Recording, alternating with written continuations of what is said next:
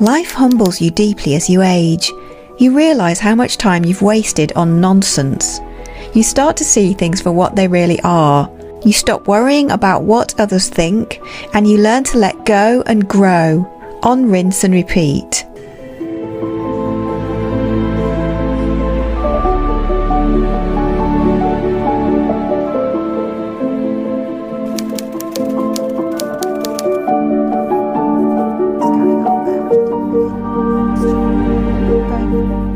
So, is that actually recording? I think so. I've had a few tries at this, but never mind. It's all part of the process, isn't it? If you've been around here before, then you will know that one of the things I absolutely love talking about, and talk about all the time, is journaling and art journaling. And journaling is something I do a lot of, and one of my most favourite activities to do is to write a letter or a message or a love note to my younger self. And I do that quite a lot in my own personal practice. And I was gathering all the things, all my life lessons, if you like, that I've been journaling about over the past few months, maybe over the past 12 months or so.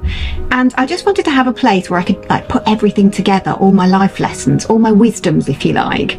Because as I'm getting older, I'm realising more things. And so this is the kind of stuff that's taken me 50 plus years to know, to learn. And I'm going to try and share that with you in approximately 20 minutes or so, if I can, unless I go off on a Wendy waffle, which I'll try not to. I think if I could go back to my younger self, I would say, don't waste your time waiting. It's a complete waste of your life to wait for the perfect time. I do believe perfectionism is a trap. I also disagree with the destination part, because I don't feel like we ever arrive. We're always a work in progress. We're always on the journey. I think we need to put a greater value on learning patience. I think we need to embrace uncertainty. It's part of the adventure. And most importantly, the first point that I'm going to talk about is that you are the main character of your own life. And I've talked about this before. This is one of the major things that I have learned later in life, and it's really set me free. And I'm all about having as much freedom as we can, getting free of the labels and boxes and categories that we get put in,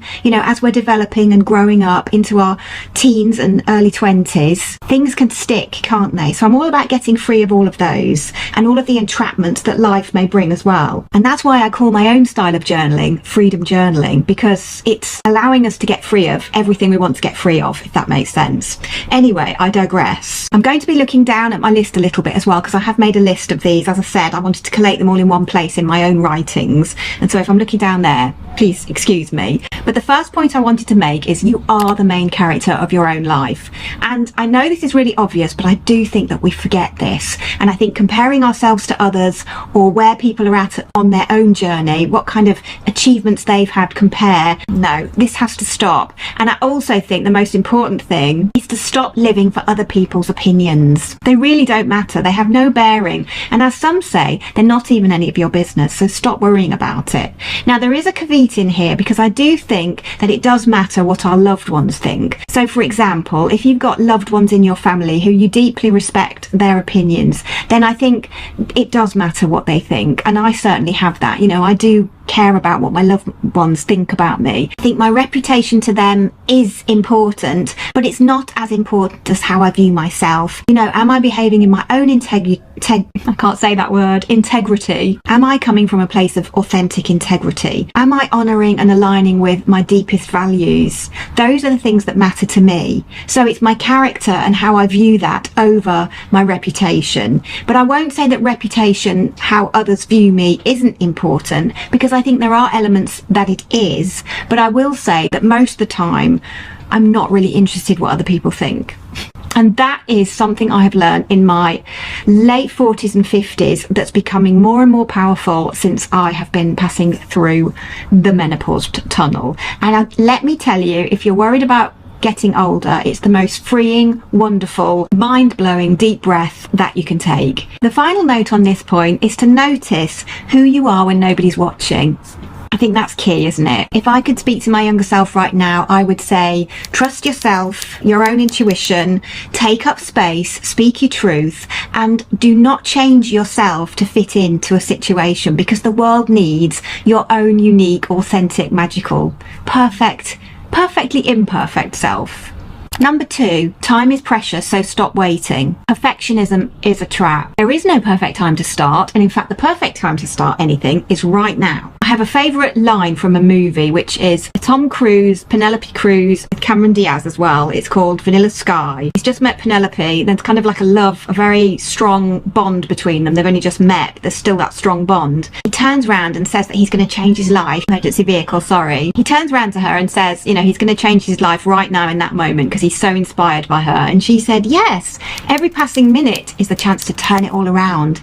And it's so true. You can just literally take a moment, switch things around. James is always saying to me, can you flip it? And I think 99.9% of the time you actually can. You can reframe things, flip things around, and it makes a whole world of difference. So just remember that that clock is ticking anyway, and the longer we wait, the further away we are from where we want to be, if that makes sense. So don't wait for the stars to align. The perfect moment is never going to come. So start now, start small, and just do it. Worrying doesn't get us anywhere, so there's no point wasting time and energy doing that. Easier said than done, I do appreciate. And on all these points, I'm by no means perfect, but, you know, we are humans, we just have to do our best. So give yourself some grace where you need to as well, where you know you could or should have done better. Just say, you know, next time I will. It's all a lesson and it's all part of that journey, isn't it? So if you've got something you've been putting off, perhaps leave me a comment down below, and that could be the first step in the direction that you want to go. Number 3, your body has a wisdom. Listen to it. Use all your senses. And by that I mean, you know, when you have a situation where you can feel in your body a definite yes or a definite no. I think those are the most apparent things so that you can recognize body messages. So if you like, I will give you an example. When I feel a big hell no, I really don't want to do that. I feel it probably in my solar plexus and my guts, and it's a really big, strong feeling, and sometimes it can be really tight and even almost painful. And then if it's a yes, I get really excited, and so it's more of a fluttery feeling a little bit higher up. But I do notice if I get really sad or stressed or really excited and joyful, you know, those kind of situations I will definitely be able to feel in the body. And then as we sort of listen to our bodies more, we notice the more subtle signs as well, because the body has constant messages for us. So for example, when we're in pain, that's a body message for us to take care of a certain part of our body, or that there's something not quite right and then we need to address it. So listen to those messages. We have intuition, we have a gut feeling, and we also have physical aspects of our instincts. So I think as I've got older, I've learned to truly listen to those, because the times that I haven't, I've really regretted. I'm a firm believer in somatic movement, which is when you are releasing your emotions and feelings through movement. So it might be walking, stomping, running, dancing, something like that, or just shaking. Some people jump up and down really, really fast, or even just patting your body. You can move the emotions through the body. That's why they're called emotions, because they need to motion, they need to move through us. I also think that being conscious of our breath and our breathing can be a real key to emotional health. It's another way to move things. I can't say that. It's another way to move things through the body, isn't it? So don't blindly follow your thoughts. Use your intuition, your heart, your senses, and your body messages. And that will give you a lot more information about decision making, things that you should be doing and shouldn't be doing, directions you want to go, to stay on the pathway that is your journey, your unique pathway. Thoughts are not always the way. That can confuse us, and we end up in a complete muddle, and that's where we can get really bad decision fatigue, can't we? You'll have to tell me if you're the same, but I really get that. And I get lost in my thoughts sometimes, but I remind myself and bring myself back to, what am I feeling here? What am I feeling in my gut? What's my intuition telling me? My spider senses? What's my radar telling me? My outer radar. I have an inner radar and then a more of an outer radar as well. So it's a really important skill to remember to do, isn't it? It's the body's way of communicating with us. I feel it's an important part of the wisdom it wants to share. So let's talk about boundaries then, shall we? And the sacred yes and the word no for self-respect, and the fact that no can be a full sentence. Although I have to say I find that really difficult, because I think I like to explain a little bit, not over explain, but a little bit of, you know, my sacred no when it is a no. And I have learned to say no quicker, and more clearly, and not have to then claw back my boundaries, which is the worst possible situation and takes so much worry and energy, doesn't it? You'll have to let me know if that's happened to you. And once again, you know, I'm by no means perfect at this, but I have learned over the years so much that it's really important to get those right at the start if you can. So the earlier you can set your boundaries in place, the better. I think boundaries are a form of self-respect, and I think saying no when you need to say no is the most powerful way of taking care of yourself. It's important for well-being and mental health, because if we say yes to the things that we want to say no to, it's so draining of our energy, isn't it? And one of the things that might sound a bit convoluted, but I often say about this, is if we say yes, then what are we saying no to? Because if the thing we're saying no to by saying yes is more important than the thing we're saying yes to, then we should be saying no. So leave me a comment if that makes sense to you, but that makes complete sense to me, and that's really taught me a lesson of, you know, it might be important to say no even when it's not 100% no. You might have a 60-40. What's more important, saying yes or saying no? Because when you say yes to something, you're always saying no to something else. Does that make sense? As I've got older, one of the main things I have learned is that I have my non-negotiables, and no matter what happens, I have these non-negotiables. Now by that I don't mean, you know, in some kind of emergency situation, you know, things have to get pushed to the side. So I'm not talking about that, but basic non-negotiables are all set in place, and I just have a hit in my body of like, no, that cannot be crossed. That's not something that I can do or that I can accommodate for, if that makes sense. And the other thing that's really, really clear to me, especially now in my 50s, is that saying no is not selfish. Just take a moment to think about that one, because we're conditioned to believe that it is, aren't we, right from early in our growing up journey. And how about right now you have a think about something that you need to say no to, and maybe leave a comment as well. This is all part of the process, you see, because it's getting us to the next stage, the doing part, rather than just the thinking part. The thinking part comes first, but then we need to actually take action on that, don't we? Put things into place. Number 5 is one that I've really been confronted with recently, and if you've seen the last few videos you will know this, because I had basically my whole system shut down because I just had swamps and swamps of grief and sadness washing over me, and I didn't know where to put it and what to do with it. And once I realised and remembered this lesson, that you cannot change others, only yourself, I'm free of it. You know, we can't control how others behave, only how we respond. Not everyone we come across is going to like us, and we have to let that go. There are times in our life where we need to let people go, and it's painful. I often journal about, what am I holding on to that I need to let go of? And I also think about, what are the things that I really want to hold on to? And so that helps me work out the other stuff that I need to let go of, if that makes sense, because you can't hold on to everything, and you can't juggle so many balls up in the air all the time. And so once you realise, I need that one and I really need that one is non-negotiable, the other ones become periphery, and so you start understanding which ones you can let go of, and it helps the decision making process. I'm always amazed how much lighter I feel just from doing that, and I do journal about this regularly, say at least once a week, once a fortnight. So a great journaling prompt to start you off: what do I need to let go of, and what do I really want to hold on to, as a little adage to it. Feel free to share any stories as well in the comments of something or someone that you have had to let go of and how you felt about it afterwards. I also include in here habits and addictions, things that we know and we recognise ourselves that we need to get a little handle on, and we need to work on ourselves to improve. We need to do the work to change ourselves, and there's always self-development to be done. It's all a journey, and that's why I always say, you know, I am but a work in progress. I'm just doing my best.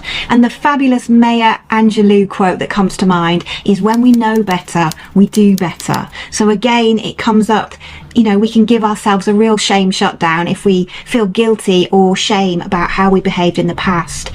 Instead, think, what have I learned from that, rather than beating ourselves up constantly, because that's not going to help and it's not going to move us forward. But now this Wendy, future Wendy, knows better, and so she's going to do better next time. So now it's number 6, I believe, and it's growth over perfectionism, because perfectionism, as I keep saying, is a trap. You don't have to be, nor will you ever be perfect. You ought to be worthy. So accept your flaws and work with them, not against them. As the old saying goes, life is a journey. So on this journey, journey, we are going to mess up, we're going to make mistakes. And I think when that happens, we have to own it. We have to do our apologies if it involves other people and mean it, learn how to apologize properly and communicate that, and try to do better next time. Also remember that when you mess up, it's okay. My mom always says, just do your best. And sometimes even that's not very good, but just keep endeavouring to do your best. And so in every situation, if we strive to do our best, we've done enough. I always think as well, when I've messed up or said something I shouldn't, or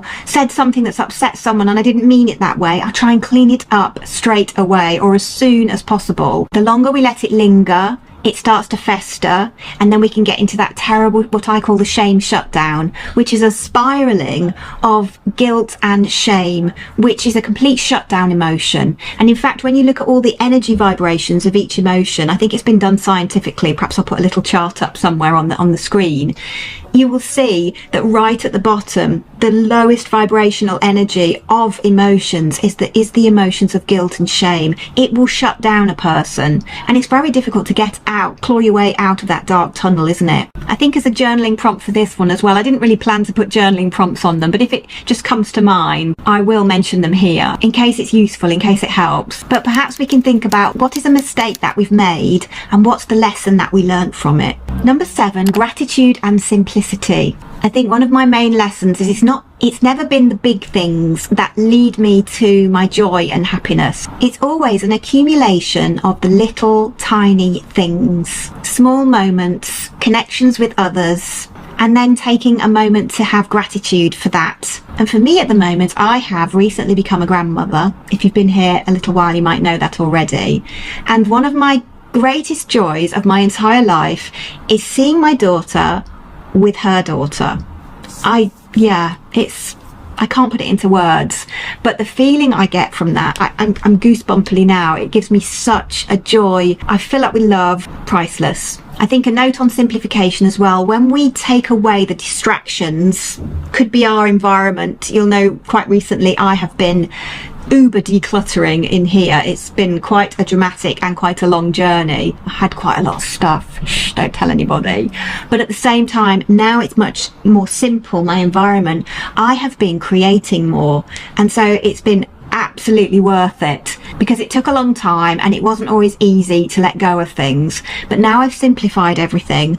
I just want to simplify more and more aspects of my life because I can see the benefits. So if you maybe needed to hear that, there's your sign. And once we start, we get onto this it's like a snowball effect, isn't it? If I can do it in here, you could do it. And if you need some inspiration, you can go back on my channel and watch some decluttering videos, because there's loads over the past few months. Now, number 8, and on to one of life's very, very big questions. What do you want? And it's a very difficult question to answer, but certainly one that's really, really good to journal about. And life is a quest. And we don't have to have all the answers right now, because things unfold as we travel our path. And on this quest, we look for clues of things that we're drawn to, things that excite us, things that perhaps we're envious of others on. Those are little clues as well. What makes us feel truly alive, and what makes us feel like truly ourselves. Nurture those things, let them grow and blossom. But also recognise that it's okay to change path halfway along. You don't have to finish everything that you start. It's taken me quite a long time to learn that one, because I always felt like I was, a failure if I skipped out till, of the end of a project or something that I was supposed to be doing, or I thought I was supposed to be doing, because I'd labelled it that way. But in actual fact, sometimes the best, most productive thing you can do is to know when to change course. And again, it's about small steps and not waiting till all the little things are in order and everything's perfect so that you can begin. We talked about that. So this is number 9, which is life isn't easy or hard, it's both. Often people say life's not fair, and it's definitely not always easy, and it's definitely not always hard. Sometimes things just flow along nicely, don't they? And other times we have all these obstacles and challenges that seem to just get in the way. And I think the key is learning to navigate both. I wouldn't say embrace the hard parts, but I would say make sure you are studying the lessons to be learnt from them, because they will help you on your journey onwards. Perhaps in the comments you feel like sharing a challenge that really helps you grow, if you feel like sharing. Number 10, the power of forgiveness. And this includes ourselves and others, because when we forgive others, it's not just about them, it sets us free. Holding on to anger and resentments and grudges, it only hurts us, doesn't it? We have to let go of that. That's the route to freedom. And we've kind of talked about forgiving ourselves a little bit, but it's so important to remember we are going to mess up. Forgive ourselves, allow ourselves that grace, learn the lessons, move forward, and then do better next time. I think one thing that we all know and that we could all agree on is that we are our own biggest critics, aren't we? And it's not a good thing. And when we're forgiving others, maybe that have caused us hurt and pain, it's not condoning their actions, but it's setting ourselves free from that feeling, especially if it's old stuff from the past, because then we're lighter, we're freer from it, and we can move forward. And I've talked a lot about doing layers, because we can't always just do the whole thing in one go. Quite often, especially with old past hurts, it's a layer at a time. So it's almost like peeling off paint. And that's why I do my art journaling, because that is the layering process. And often if I'm journaling about something difficult, I can let go of another layer in that process. It's not all going to be, oh right, now I'm better, it's gone. You know, some things go deeper, some things are bigger. And so going at our own pace to gently release is really important. And big disclaimer here, I'm not a qualified counsellor or psychiatrist, but I do know about journaling, and I do know about the mental health aspects and benefits of it. And I think the other aspect of it is to do in a community. And so if you're interested in doing some journaling, you can join our community on Patreon. From £1 a month, you get the monthly prompts and all sorts of other things as well. And you can journal together in community, and it's a circle of love, basically. Or indeed find another circle to journal with, because I think the community aspect helps. Even if it's watching YouTube videos sometimes, and someone might sort of be opening up and really authentically talking about feelings and emotions and difficult emotions as well. And then you might think, I feel like that sometimes. I don't feel so alone, and it's very reassuring, isn't it? Number 11, finding peace in the present moment.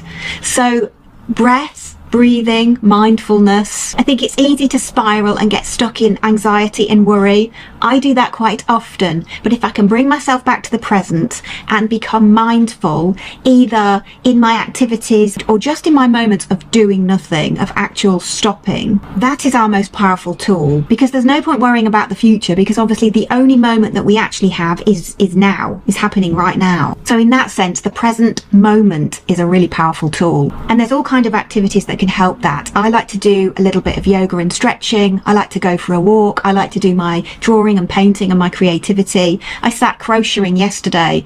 Absolute heaven. I didn't want to think about stuff. I felt very overwhelmed. So I literally went home early and started crocheting a strawberry sun hat for my granddaughter. And it helped a lot. And it was fun too. The past is done. The future, we don't know.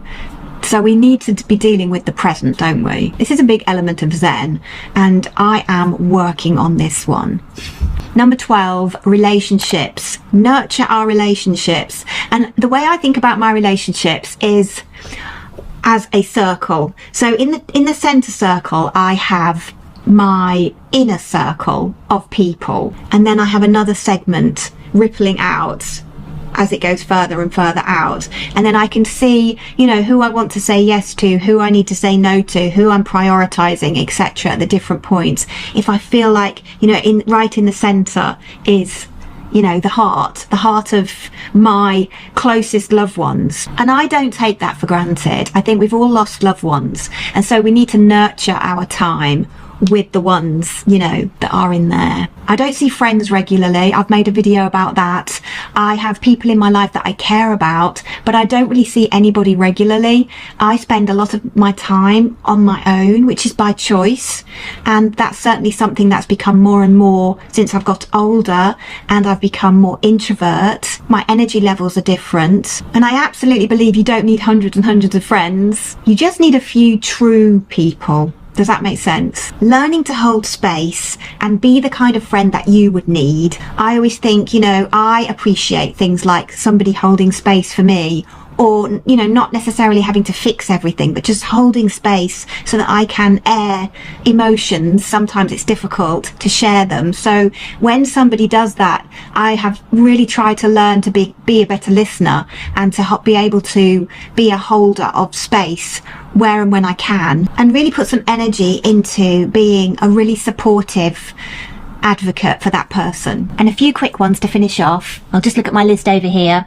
The value of patience, so definitely learn some, because some things take a little while to unfold. A little saying my mum always says, it'll all come out in the wash. And from my experience, it always has. Embrace the uncertainty because it's part of the adventure, and it can feel scary, but we have to get our head around the fear because a lot of things in life are scary, especially when we're covering new ground. Remember as well, don't be afraid to change your mind. And last but not least, you are enough as you are. You don't have to become someone else. You don't have to compare yourself to others. You are enough just as you are. You don't need outside validation. You are worthy. So know your worth and trust in your own unique path. So if you watched all the video and you've stayed with me this long, thank you very much for keeping me company. I really appreciate it. Don't forget to leave your life lessons down below in the comments so that we can all share.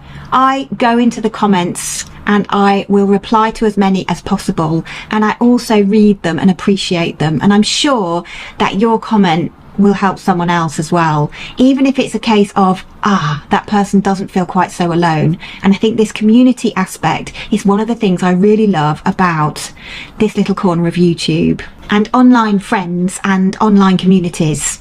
Anyway, before I go, I will leave you with one bonus little pointer, which is you will inspire others with your own growth. So don't hide away all the time.